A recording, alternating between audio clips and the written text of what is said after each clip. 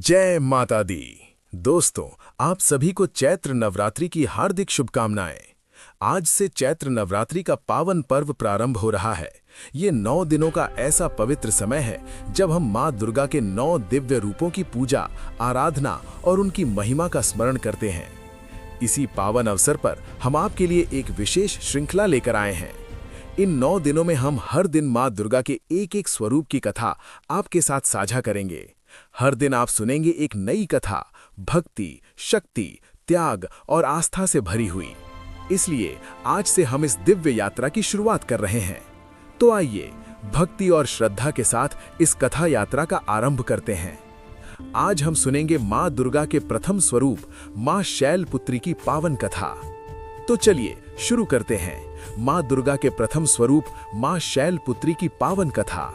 बहुत समय पहले, जब देवताओं और ऋषियों का युग था, प्रजापति दक्ष की कन्या के रूप में एक दिव्य आत्मा ने जन्म लिया था। उनका नाम था सती। बचपन से ही वे गंभीर, तेजस्विनी और ईश्वर भक्ति में लीन रहती थीं। सती का हृदय भगवान शिव की भक्ति में डूबा रहता था।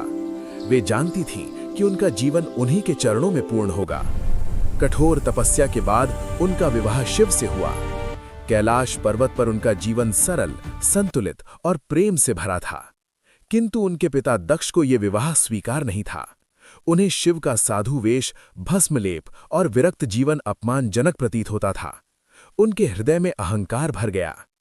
एक दिन दक्ष ने भव्य यज्ञ का आयोजन किया। सभी देवताओं, ऋषियों और राजाओं को आमंत्रित किया गया, परंतु जानबूझकर शिव और सती को नहीं बुलाया गया। जब सती को यह ज्ञात हुआ तो उनके मन में द्वंद्व उठा। क्या एक पुत्री अपने पिता के घर बिना निमंत्रण नहीं जा सकती? उन्होंने शिव से अनुमति मांगी। शिव ने शांत स्वर में कहा, जहां अपमान की आशंका हो वहां जाना उचित नहीं। किंतु सती का मन पिता से मिलने को व्याकुल था। वे यज्ञ स्थल पहुंची। वहां उनका स्वागत नहीं हुआ। उल्टे उन्होंने देखा कि यज्ञ वेदी पर शिव का अपमान किया जा रहा है। वो क्षण सती के लिए असहनीय था। उनके नेत्रों में आंसू थे, पर हृदय में ज्वाला। उन्होंने दृढ़ स्वर में कहा, जिस शरीर ने ऐसे पिता के घर जन्म लिया जो मेरे स्वामी का अपमान करे, वो शरीर मेरे लिए व्यर्थ है। और उन्होंने यज्ञ अग्नि में स्वयं को समर्पित कर दिया। आकाश कांप उठा, देवता स्तब्ध रह गए।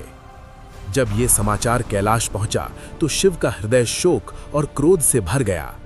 उन्होंने अपनी जटाओं से वीरभद्र को उत्पन्न किया, जिसने यज्ञ को नष्ट कर दिया और दक्ष के अहंकार को चूर चूर कर दिया। परंतु शिव का शोक शांत न हुआ। वे सती के शरीर को लेकर ब्रह्मांड में भटकते रहे। सृष्टि का संतुलन डगमगाने लगा। तब भगवान विष्णु ने अपने सुदर्शन चक्र से सती के शरीर को खंडित किया, ताकि शिव का विरह शांत हो और सृष्टि पुनः स्थिर हो सके। समय बीता। एक दिन हिमालय की पवित्र भूमि पर एक दिव्य कन्या ने जन्म लिया। वे थीं पर्वतराज हिमालय और रानी मेना की पुत्री। पर्वत शैल की पुत्री होने के कारण उनका नाम पड़ा शैलपुत्री। जन्म के साथ ही महल में अद्भुत प्रकाश फैल गया। ऋषियों ने भविष्यवाणी की, ये कन्या साधारण नहीं, ये स्वयं आदि शक्ति का अवतार है। बालिका शैलपुत्री बचपन से ही गंभीर और तेजस्विनी थीं। उन्हें पर्वतों, नदियों और ध्यान में विशेष आनंद आता था। कभी कभी वे गहरी ध्यानावस्था में चली जातीं, जैसे किसी पूर्व जन्म की स्मृति उन्हें बुला रही हो। जैसे जैसे वे बड़ी हुईं, उनके मन में एक ही भाव प्रबल था, शिव को पुनः प्राप्त करना। उन्होंने कठोर तपस्या आरंभ की। कभी वे तपती धूप में खड़ी रहतीं, कभी वर्षा में अडिग बैठी रहतीं।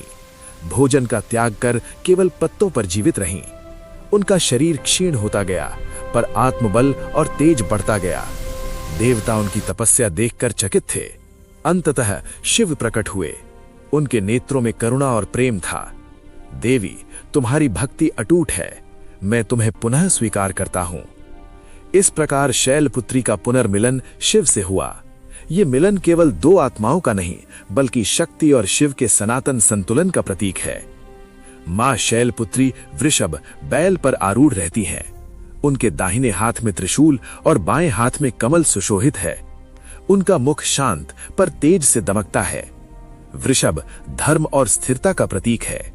त्रिशूल तीनों गुणों सत्व, रज और तम पर नियंत्रण का संकेत देता है। कमल पवित्रता और नई शुरुआत का प्रतीक है। नवरात्रि का प्रथम दिन नवरात्रि के पहले दिन घट स्थापना की जाती है। ये सृष्टि के आरंभ और शक्ति के आह्वान का प्रतीक है।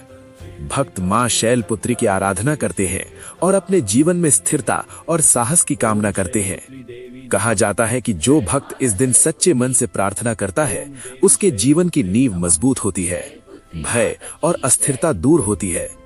मां शैलपुत्री मूलाधार चक्र की अधिष्ठात्री है। ये चक्र जीवन की आधारशिला है, आत्मविश्वास, सुरक्षा और स्थिरता का केंद्र। उनकी कथा हमें सिखाती है, आत्मसम्मान के लिए खड़े होना आवश्यक है।